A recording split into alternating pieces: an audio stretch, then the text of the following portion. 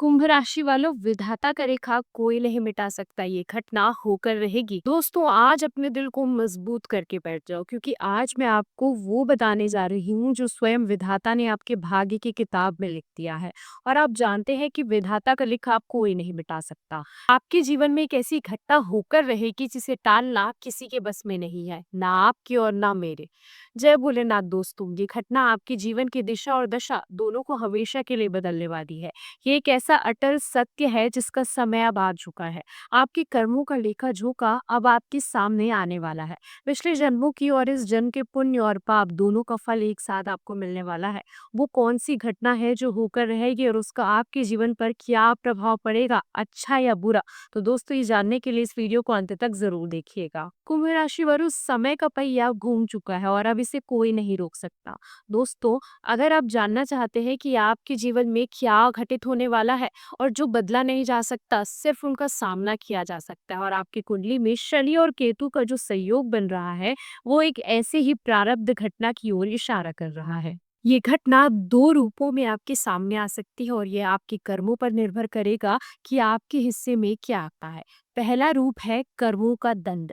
अगर आपने जाने अनजाने में किसी का दिल दुखाया है, किसी के साथ धोखा किया है या किसी का हक मारा है, तो विधाता का न्याय अब होने वाला है।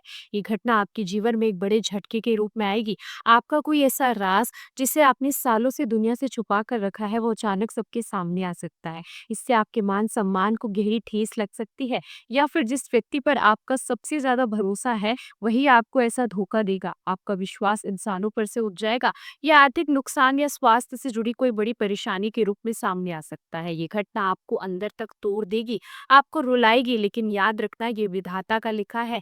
ये आपके उन कर्मों का फल है जिनसे आप भाग नहीं सकते। ये एक शुद्धिकरण की प्रक्रिया है, ताकि आप अपने पापों से मुक्त होकर एक नई और सच्ची जिंदगी की शुरुआत कर सके।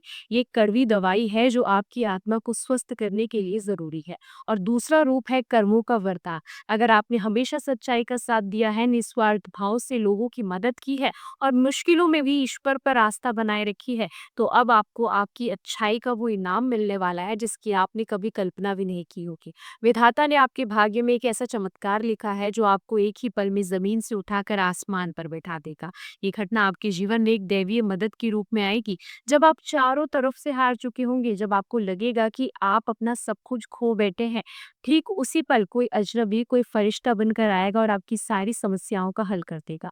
आपको अचानक से इतनी बड़ी सफलता मिलेगी, चाहे वो नौकरी हो, व्यापार हो या कोई रुका हुआ काम, ये दुनिया देखती रह जाएगी। ये घटना इस बात का प्रमाण होगी कि ईश्वर अपने भक्तों को कभी अकेला नहीं छोड़ता। यह आपकी उन अनगिनत आंसुओं और प्रार्थनाओं का फल होगा जो आपने अकेले में बहाए हैं।